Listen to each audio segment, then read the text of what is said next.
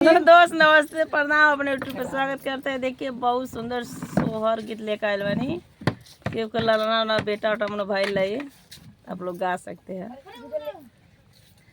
भाई ने लॉकडाउन में लाला नावा कैसे सफरी, भाई ने लॉकडाउन में लाला नावा कैसे सफरी, सौरीली पन के ननदो आई मांगे अपन नेग, सौरीली पन के ननदो आईली मांगे अपन नेग, नेग के बदला ठेंग देखालो पिया गए परदेश, चाबी ले गईल सजनावा कैसे सफरी,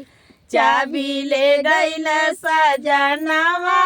कैसे सफरी, भैला लॉकडाउन में लाला नावा कैसे सफरी, भैला लॉकडाउन में लाला नावा कैसे सफरी, ननदो आईली बार रोपन के मांगे अपन नेग, ननदो आईली बार रोपन के मांगे अपन नेग, नेग के बदला ठेंगा देबो पिया गए परदेश, चाबी ले गईल सजनावा कैसे सफरी, चाबी ले गईल सजनावा कैसे सफरी,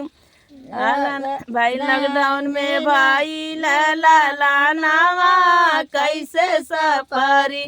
लॉकडाउन में भाई लाला नावा कैसे सफरी,